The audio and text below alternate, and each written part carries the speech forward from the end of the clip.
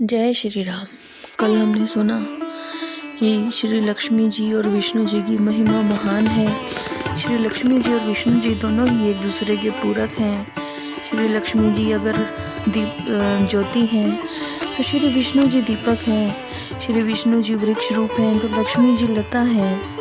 आइए आज सुनते हैं 9वां अध्याय, जिसमें भगवान ने प्रकट होकर देवताओं को समुद्र मंथन का उपदेश दिया और देवता और दैत्यों द्वारा समुद्र मंथन हुआ।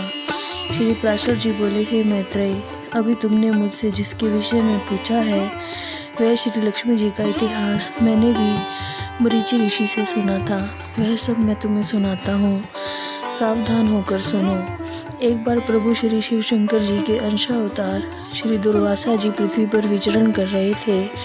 घूमते घूमते दुर्वासा जी ने एक विद्याधरी के हाथों में संतानक पुष्पों की एक दिव्य सुंदर माला देखी। हे ब्राह्मण, श्री दुर्वासा जी ने उस दिव्य सुंदर माला को देखकर उसे इस विद्याधर सुंदरी से मांगा। श्री दुर्वासा ऋषि के मांगने पर उस बड़े बड़े सुंदर नैनों वाली कृशांगी विद्याधरी ने उन्हें हाथ जोड़कर प्रणाम किया और वह माला उन्हें दे दी। श्री दुर्वासा जी ने माला ले ली और अपने मस्तक पर डालकर पृथ्वी पर विचरण करने लगे। तभी उन्होंने रावत हाथी पर बैठे देवताओं के साथ आते हुए शचीपति इंद्र को देखा। उन्हें देखकर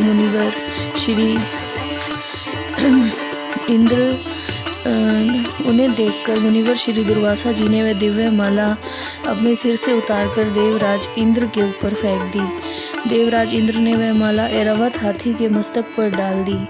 उस समय वह ऐसी शोभायमान लग रही थी जैसे कैलाश पर्वत के शिखर पर श्री गंगा जी विराजमान हो।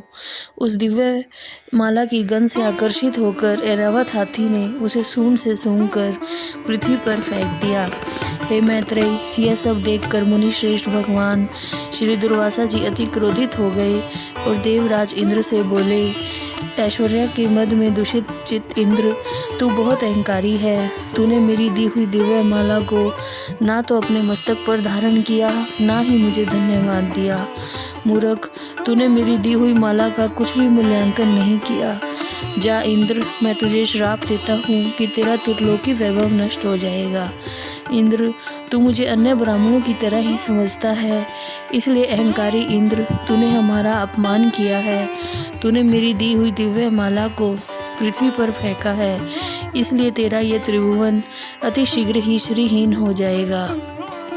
जिसके क्रोधित होने पर यह समस्त चराचर संसार भयभीत हो जाता है, उसी का तूने इस तरह अपमान किया है। श्री पराशर जी बोले, मुनि दुर्वासा के मुख से यह सब ऐरावत से उतरकर देवराज इंद्र दुर्वासा जी की अनन्य विनय करके उन्हें मनाने लगे। इंद्र के इस तरह प्रणाम आदि करने पर दुर्वासा जी बोले, अरे मूर्ख इंद्र, मैं कृपालु चित्त नहीं हूँ, मेरे मन में क्षमा का स्थान नहीं है। तुम जानते हो वे मुनिजन और ही होते हैं जो क्षमा करते हैं, मैं तो दुर्वासा हूँ। गौतम आदि मुनियों ने तुम्हें व्यर्थ इतना मुँह लगा रखा है, लेकिन याद रखना दुर्वासा हूँ जो क्षमा करना नहीं जानता। दया मूर्ति वशिष्ठ आदि की स्तुति करने से तेरा अंदर इतना अहंकार आ गया है कि तूने आज मेरा अपमान किया है।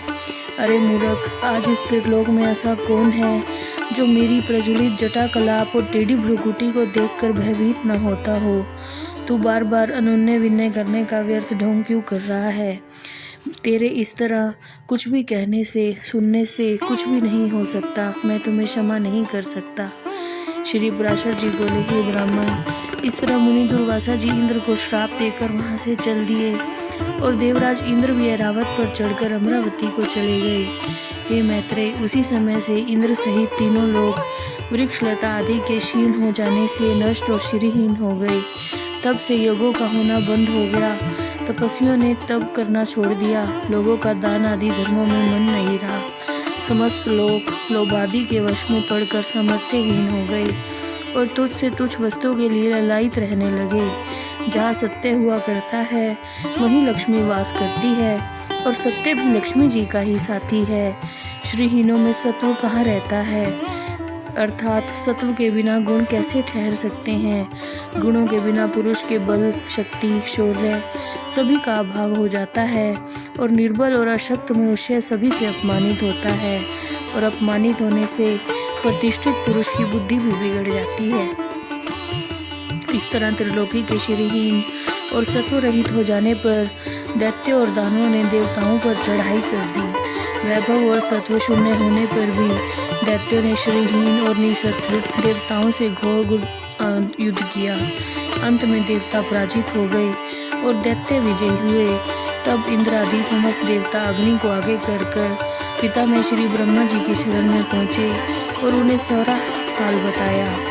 देवताओं से समस्त वृतांत सुनकर पिता में श्री ब्रह्मा जी देवताओं से बोले, हे देवगण, तुम दैत्यों के दलनकारी परमेश्वर प्रभु श्री हरि विष्णु जी की शरण में जाओ, जो जगत की उत्पत्ति, पालन और संहार करने वाले हैं, किंतु कारण होकर भी इन सबके कारण नहीं है, जो चराचर के स्वामी हैं, प्रजापतियों के स्वामी हैं, सर्वव्यापक हैं, अजय हैं, जो अजन्मा हैं, लेकिन कार्य रूप में परिणत हुए प्रधान और पुरुष के कारण हैं और शरणागत वत्सल हैं।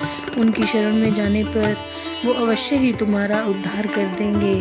श्री पराशर जी बोले, समस्त देवताओं को यह सब बताकर जगत पिता श्री ब्रह्मा जी ने उनके साथ क्षीर सागर के उत्तरी तट पहुंचकर जगत पिता श्री ब्रह्मा जी ने समस्त देवताओं के साथ प्रभु श्री विष्णु जी की स्तुति की। श्री ब्रह्मा जी बोले, पृथ्वी को आधार स्वरूप, अप्रकाश्य, अभेद, सर्वरूप, सर्वेश्वर, अनंत, अज और अव्यय श्री नारायण को मैं प्रणाम करता हूँ। मेरे सहित समस्त संसार जिसमें स्थित है, जिससे उत्पन्न हुआ है और जो देव सर्वभूत में है, जो पर से भी परे हैं, मुक्ति लाभ के लिए मोक्ष का भी जिनका मुनिजन ध्यान करते हैं, वह प्रभु श्री हरि विष्णु जी हम पर प्रसन्न हों। लक्ष्मीपति और समस्त देहधारियों के आत्मा प्रभु श्री हरि विष्णु जी हम पर प्रसन्न हों। जो कारण और कार्य रूप हैं और कारण के भी कारण हैं, वे प्रभु श्री विष्णु जी हम पर प्रसन्न हों। हे सर्वेश्वर, हे सर्वभूतात्मन, हे सर्वरूप, हे सर्वाधार, हे अच्युत, हे विष्णु, हम भक्तों पर अपनी कृपा कीजिए और हम भक्तों पर प्रसन्न होकर हमें दर्शन दीजिए। श्री पराशर जी बोले, श्री ब्रह्मा जी की स्तुति सुनकर समस्त देवता भी प्रभु श्री हरि विष्णु को प्रणाम करके बोले, हे प्रभु, हम पर दया कीजिए और हमें दर्शन दीजिए।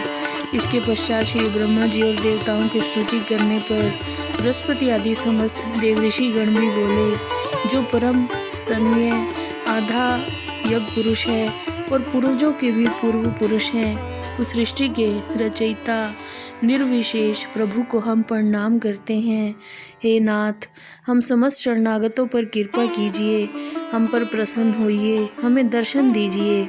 हे नाथ, हमारे सहित ये श्री ब्रह्मा जी, रुद्रों के सहित प्रभु शिव शंकर, 12 आदित्यों सहित भगवान पूषा, अग्नियों के सहित पावक और ये दोनों अश्विनी कुमार, 8 वसु, सारे मरुदगण, साध्यगण, विश्वदेव और देवराज इंद्र सहित ये समस्त देवगण दैत्य सेना से पराजित होकर आपकी शरण में आए हैं।